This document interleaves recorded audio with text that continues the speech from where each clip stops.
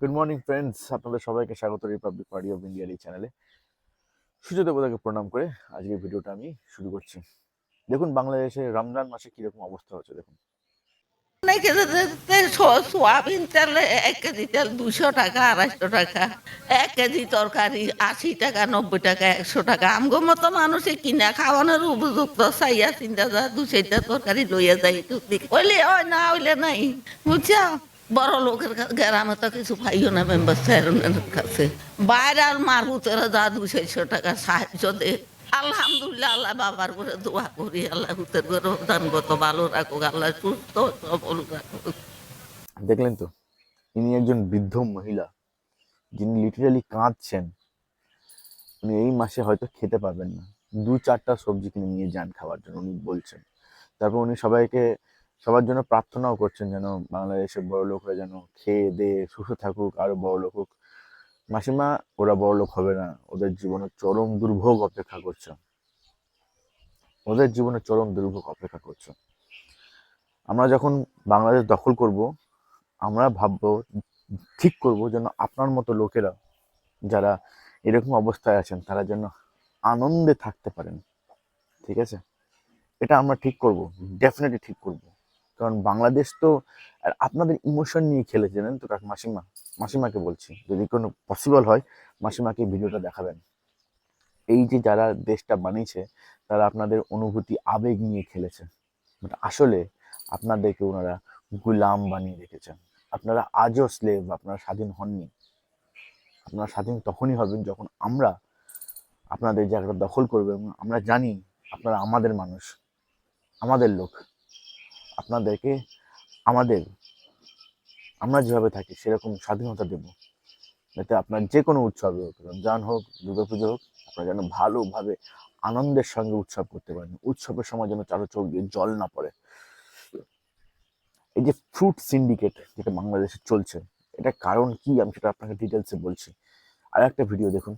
ভারতে দেখছি অনেক লেবু লেবু অনেক স্টক করে রাখে হেরা সিন্ডিকেটের মাধ্যমে, আর বাজারে এসে আমরা লেবু পাই না।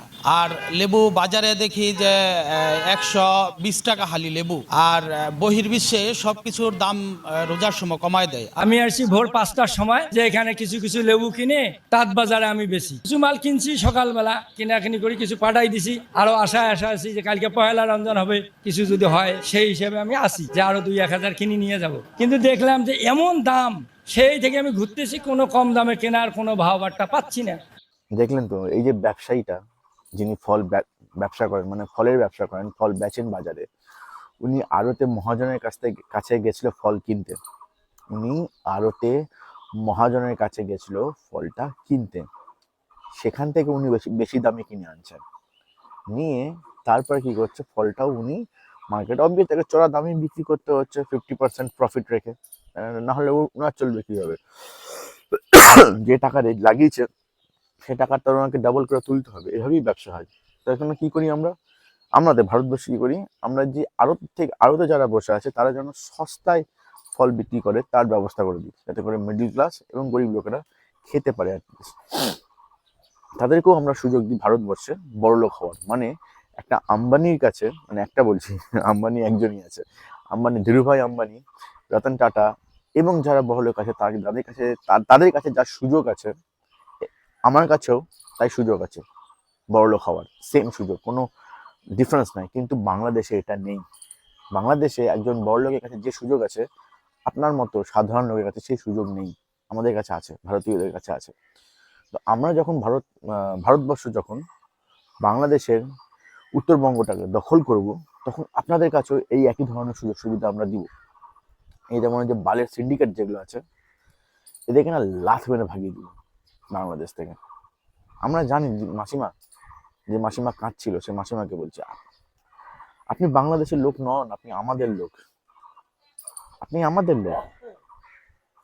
আপনার শহর, আপনার সবকিছু শিলিগুড়ি। আপনাকে এখন এখান থেকে উড়ে গিয়ে ঢাকার সঙ্গে ব্যবসা করতে হয়। যখন আপনি আমাদের সঙ্গে জুড়বেন তখন আপনি শিলিগুড়ির সঙ্গে ব্যবসা করবেন। ব্যাপারটা বুঝছেন আমি কি বলছি? আরেকটা ভিডিও দেখুন। মধ্যবিত্তদের এদেশে বেঁচে থাকবার অধিকার নেই। যারা মধ্যবিত্ত তাদের অ্যাকচুয়াল অবস্থাটাকে একটু জানার চেষ্টা করুন। তারা কিন্তু 10 দুয়ারে গেলে 4 দুয়ার 5 দুয়ারে পাচ্ছে, বাট আমাদের মতো যারা মিডল ক্লাস তারা কিন্তু হাত পাততে পারছে না, চুরি করতে পারছে না। প্রত্যেকটা জিনিসের দাম যদি এইভাবে বাড়ে তাহলে আপনারা সরকারের লিখে দেন যে মধ্যবিত্তদের বাঁচার কোনো অধিকার নেই। এই কথাটা রাষ্ট্রীয়ভাবে ঘোষণা আসুন যে মধ্যবিত্তদের এদেশে বেঁচে থাকবার অধিকার নেই। আর যদি অধিকার থেকে থাকে সে অধিকারটা দিব যাতে নিশ্চিত হয়, কাইন্ডলি আপনাদের মাধ্যমে সেটুকু সরকারের কাছে পৌঁছাবেন। That's it. দেখলেন, ইনি একজন মধ্যবিত্ত মহিলা, প্রায় ভালোই, ওনার বেশভূষা দেখে মনে হচ্ছে উনি বেশ ভালোই কামায়। উনিও বাজারে গিয়ে কিছু কিনতে পারছেন না। কারণ জানেন কি? কারণ আপনাদেরকে বাংলাদেশের এলিট শ্রেণীরা, যারা বাংলাদেশেই নয়, তারা গুলাম বানিয়ে রেখেছে। বাংলাদেশ একমাত্র মুসলিম কান্ট্রি নয়, আরো অনেক মুসলিম কান্ট্রি আছে যাদের যেগুলি এলিট, যেগুলো মুসলিম কান্ট্রি, আবুধাবি, কাতার, দুবাই, এই সমস্ত দেশে না ফল উৎপন্ন হয় না। এই সমস্ত দেশে কখনোই কোনোদিনও ফল উৎপন্ন হয় না। এদেরকে ফল ইম্পোর্ট করতে হয় প্রচণ্ডভাবে, স্পেন থেকে আপেল, কমলালেবু, মৌসুম্বি, ইউরোপ থেকে। তখন এই কাতার, আবুধাবি, দুবাইকে চড়া থেকে চড়া দামে স্পেন, ইউরোপ, এদের কাছ থেকে, কাফেরের কাছ থেকে জিনিসপত্র কিনতে হয়। আপনাদের যেমন গায়ে লাগে কাফেরের সঙ্গে ব্যবসা করতে, লাগে তো ওদেরও গায়ে লাগে। তবে শালা আমরা এত বড় লোক হয়ে স্পেনের মতো কাফেরটা, ওদের খ্রিস্টান, ওদের খ্রিস্টানদের দেখতে পারে না, খ্রিস্টানদের কাছ থেকে এত দামে ফল কিনে আনবো? কিছু তো ব্যবস্থা করতে হবে। কি ব্যবস্থা করব? চলো, ইন্ডিয়ার এই প্রভিন্সের লোকেদেরকে আমরা ইসলাম ধর্ম গ্রহণ করিয়ে দিই। আপনারা ইসলাম গ্রহণ করলেন, ইসলাম ভালো ধর্ম ভেবে। তারপর আপনাদের কি হচ্ছে? আপনাদের ফল চাকমাদের থ্রু দিয়ে স্মাগল হয়ে যাচ্ছে কাতার, আবুধাবি, দুবাই। সিন্ডিকেট, আপনাদের যে সিন্ডিকেট আছে, আপনাদের সিন্ডিকেট কেবলমাত্র আপনাদের ফল ধরে রেখে বড়লোক হয় না। আপনাদের সিন্ডিকেট আপনাদের ফল স্মাগল করে দেয় দুবাই, কাতার, আবুধাবি, এই সমস্ত ফার্স্ট ওয়ার্ল্ড মুসলিম কান্ট্রিতে। ওরা ওখানকার ভূমিপুত্র, ভূমির ধর্ম মুসলিম, ইসলাম। বুঝতে পারছেন তো? আপনাদেরকে ব্যবহার করছেন। আপনাদের ফল, আপনাদের খাবার, আপনাদের শস্য, সবকিছু, তেল, নুন, সব স্মাগল করে দিচ্ছে আবুধাবিতে, চাকমারা, চট্টগ্রামের থ্রু দিয়ে। আর আপনি এখন বসে বসে ভ্যাঁ ভ্যাঁ করে কাঁদছেন। ঠিক এই জিনিসটা ব্রিটিশ ইন্ডিয়াতে হতো না? আমাদের খাবার, আমাদের চাল, আমাদের পাট, আমাদের জুট মিলে জুট, আমাদের সুতো, আমাদের রেশম, সবকিছু স্মাগল করে দিত ব্রিটেনে। সেখান থেকেই তো মুক্তির জন্য আমরা লড়েছিলাম এত। আপনারা ইমোশন নিয়ে লড়লেন, 1971-এ আলাদা হলে আপনারা কিন্তু খুব অনায়াসে, ভারত যখন যুদ্ধ করতো ভারতের সঙ্গে কিন্তু যুক্ত হতে পারতেন, কিন্তু বললেন না, আমরা আলাদা কান্ট্রি হব। হয়ে গেলেন তো আলাদা কান্ট্রি। দেখুন আপনাদের কিরকম করে সৌদি আরবিয়া গুলাম বানিয়ে রেখেছে। দেখুন দাদা, মডার্ন ঔপনিবেশিক বাদে যে ঔপনিবেশ তৈরি করছে, তাকে তার মানে সেই দেশে প্রেজেন্ট থাকার দরকার নেই তো, পাপেট বসিয়ে দিলেই হয়ে গেল। তারেক রহমান আপনাদের প্রধানমন্ত্রী, কিন্তু তারেক রহমানের নিচে যারা আছে তারা কি আপনাদের? তারা আপনাদের নয়, তারা সেই সৌদি আরবিয়ারই গুলাম। পাকিস্তান তো নিজে গুলাম, কুত্তা, আমেরিকার গুলাম। বুঝতে পারছেন তো? পাকিস্তান আর আপনার লিটারেলি গুলাম হয়ে আছেন, একজন পাকিস্তানের, একজন আমেরিকার, আর একজন সৌদি আরবিয়ার। সৌদি আরবিয়ার সঙ্গে ইন্ডিয়া কোনো ঝামেলা নেই, সৌদি আরবিয়া জানে আমরা ইন্ডিয়ার সঙ্গে লড়ে উঠতে পারবো না। But Saudi Arabia need fruit. আপনি কি জানেন আপনার বাংলাদেশ থেকে জল স্মাগল করা হয় সৌদি আরবিয়াতে? প্রচুর বলে গায়ে লাগে না, বাট হয়। যার জন্য সৌদি আরবিয়াকে, ইউরোপকে মানে লক্ষ লক্ষ কোটি কোটি দিরহাম দিতে হয়, সেই জিনিসটা ওরা এখান থেকে ফ্রিতে নিয়ে যায়। আপনি জানেন না, যতদিন না আপনারা ভারতের সঙ্গে জুড়ছেন, যতদিন না পর্যন্ত আপনারা ভারতের সঙ্গে জুড়ে যাচ্ছেন, ততদিন পর্যন্ত আপনাদেরকে এই প্রতি রমজানে কাঁচতে হবে। আমাদের ভারতবর্ষে কেউ রমজানে কাঁদে না, কেউ কাঁদে না রমজানে, সবাই ভালো করে সাঁতিয়ে খাওয়া দাওয়া করে, ইফতার হয়, আমাদেরকেও ডাকে আমার বন্ধু বান্ধব ইফতারে। ঠিক পথে থাকুন, ঠিক দিকে দেখুন। হ্যাঁ, আমাদের মধ্যে, আমাদের ভারতবর্ষে এই বাঙালিদের মধ্যে কিছু সৌদি আরবিয়া গুলাম আছে, তাদের কাছে ফান্ডিং আছে, জামাতের থ্রু দিয়ে ফান্ডিং আছে, যাতে করে এই যে চোখ খোলা, যেটা যে তারা যে ভাববে যে বাংলাদেশ আমাদের, মানে বাংলাদেশ তো না, পূর্ববঙ্গ ওটা আমাদের মাটি, আমাদের জমি, আমাদের জল, যেরকম ভাববে সেটা তারা ভাবছে না। কারণ যখন ভাবতে শুরু করে তখন টাক করে বিরাম ঢুকে যায়, ঠিক আছে, তখন ওরা ভারত বিরোধী কথাবার্তা বলে। কিন্তু ওরা জানে না, যখনই ভারত থেকে আলাদা হয়ে যাবে তখনই পদে বাঁশ ঢুকবে আছিলা। যেমন একটা পক্ষ বলছি, বাংলা পক্ষ, এটা সম্পূর্ণ ভারত বিরোধী পক্ষ, সম্পূর্ণ ভারত বিরোধী পক্ষ। আপনাদের ব্যবসা, যারা উত্তরবঙ্গের লোকেরা আছে, যারা রংপুর, রাজশাহী, তাদের ন্যাচারাল ব্যবসায়িক পার্টনার হলো মেঘালয়, বিহার, নেপাল, ওড়িশা। ইয়েস, এখন আমরা যারা আছি উত্তরবঙ্গের শিলিগুড়িতে, আমরা কাদের সঙ্গে ব্যবসা করি? আমরা নেপালের সঙ্গে ব্যবসা করি, ভুটানের সঙ্গে ব্যবসা করি, পাটনার সঙ্গে ব্যবসা করি। আপনি কেন, আপনার কোন ঠেকা পড়েছে আপনি 3টা নদী পেরিয়ে একদম চট্টগ্রাম, ঢাকার সঙ্গে ব্যবসা করতে যাবেন? আপনি আপনার ন্যাচারাল পার্টনারের সঙ্গে ব্যবসা করবেন না? আপনার ন্যাচারাল পার্টনার কারা? মেঘালয়, আসাম,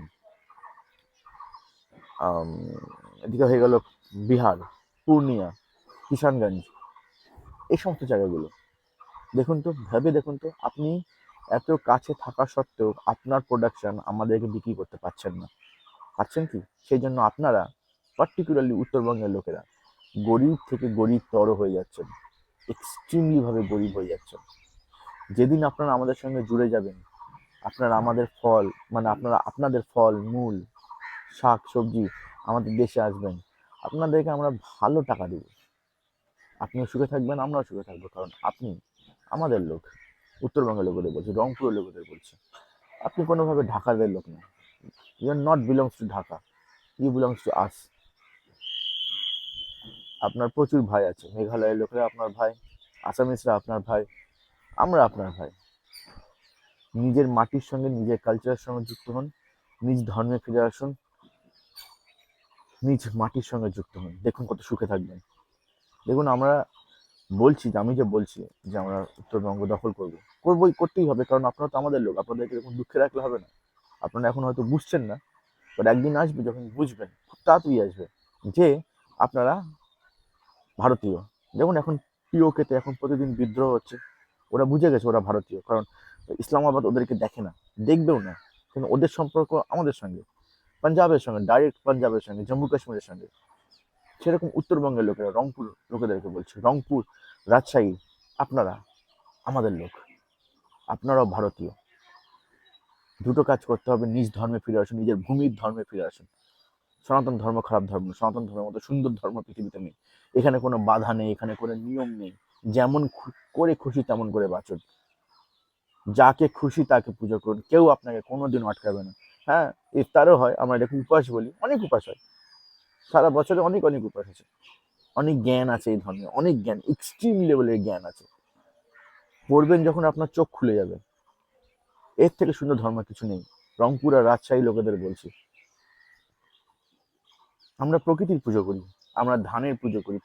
হ্যাঁ, পুজো তো বলি না, আমরা প্রকৃতিকে সাথে নিয়ে চলি, আমরা প্রকৃতিকে বলি থ্যাংক ইউ। পুজো করা খুব টাফ, সবাই করতে পারে না, ঈশ্বরের সঙ্গে একা মিলিয়ে যাওয়া কেউ পারবে না। বাংলাদেশও নাই, পশ্চিমবঙ্গ, ভারতেও নাই, আছে হয়তো 10-15 জন আছে যারা ঈশ্বরের সঙ্গে মিলে গেছে, এক হয়ে গেছে। তাদের আপনাদের সঙ্গে, মানে এই রাজনীতি, এই মেটেরিয়ালিস্টিক ওয়ার্ল্ড, তাদের কোনো ইন্টারেস্ট নাই, তারা ঈশ্বর প্রাপ্তি করেছে না। ঈশ্বর কিভাবে পাবেন সেটা কেবল আর কেবলমাত্র সনাতন ধর্মই বলা আছে, কিন্তু মেনে চলতে পারবেন না, খুবই কঠিন। বাট স্বাধীনতা দেখুন আমাদের, আমরা যা খুশি তাই হতে পারি, আমরা যখন ইচ্ছে তখন মুসলমান হয়ে যেতে পারি। হ্যাঁ, আমাদের কেউ কিছু বলার নেই, আমরা যখন খুশি তখন খ্রিস্টান হয়ে যেতে পারি, আমরা যখন খুশি তখন বাঙালি হয়ে যেতে পারি, যখন খুশি তখন জিউস হয়ে যেতে পারি। কে বলবে, কি বলবে? কোথায় নিয়ম লেখা আছে যে হতে পারবো না? আবার যখন খুশি তখন সনাতন ধর্ম হয়ে যেতে পারি। যারা ইসলামিস্টরা ভাবছে যে আমাদের ধর্ম পরিবর্তন করে দিবে, আমাদেরকে বেঁধে রাখবে, কোনোদিনও পারবি না ভাই। আমরা এই স্বাধীনতা ছাড়বোই না। আমরা মাসের মধ্যে, এখন ভারতবর্ষের যা অবস্থা, আমরা মাসের মধ্যে 7 মাস সনাতনী, 1 মাস ঈদের সময় আমরা ইসলাম ফলো করে নিই একটু, তারপরে আবার যখন ক্রিসমাসে তখন আমার একটা খ্রিস্টান হয়ে যায়। এত সুন্দর ধর্ম আছে, রংপুরের লোকেদেরকে বলছি। হ্যাঁ, আমরা খালি আনন্দ করি, অলওয়েজ আনন্দ, দুর্গাপূজা আনন্দ, ঈদে আনন্দ, ক্রিসমাসে আনন্দ, আনন্দের কোনো শেষ নাই এই ধর্মে।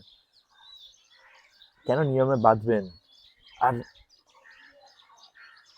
একটা ডিফারেন্ট টাইমের বোধ কাজ করে যে আমি কষ্ট দিব ওকে, আমি টাকা তো কামাচ্ছি, অনেক টাকা কামাচ্ছি, এবং আমাদের বড় লোকরাও, ধীরুভাই আম্বানি মতো বড় লোকরাও এটাই ভাবে কেন আমি এত কষ্ট, আমি একটু কমই কামিয়ে নিই, 1 মাসের ব্যাপার আছে আবার কামিয়ে নেবো, আমার দেশের লোকেরা খাক। এই যে একজন বড় লোক, বাংলার একজন ইমেন্স বড় লোক, তার সঙ্গে আমার ডেলি কথাবার্তা হয়, সে একজন মহাজন, সে কখনোই আমাকে পর ভাবে না, ভাবে না যে যে একে খেতে দেবো না, এর কাছে টাকা নিয়ে নিই না, কোনোদিনও ভাবে না। এমনকি যে কবে ধার হয়েছিল, সেই ধার আমি হয়তো 1 বছর পর শোধ করেছি, 1 টাকা বেশি সুদ দিইনি, 1 টাকাও সুদ দিইনি। ভেবে দেখুন, উত্তরবঙ্গের লোকেদের বলছি, আপনাদের মুক্তি কেবলমাত্র একভাবেই, যখন আপনার ভারতের সঙ্গে জুড়ে যাবেন, ওখানেই আপনাদের মুক্তি। আর তারও বেশি ভালো হবে যখন আপনার সনাতন ধর্ম গ্রহণ করে নেবেন। সনাতন ধর্ম গ্রহণ করতে লাগে না, সনাতন ধর্ম সনাতনই আপনারা, আমি সবাই কিসের জন্য গ্রহণ করবেন, সব মানুষ সব কিছু করুন, ব্যাস সনাতন ধর্ম ডান। ধন্যবাদ, চ্যানেলটাকে সাবস্ক্রাইব করুন। আর হ্যাঁ, রংপুর রাজশাহী তো আমাদের, এটা নিয়েও একটা ভিডিও বানাবো, দেখাবো কোন কোন জায়গাটা আমাদের। চলুন।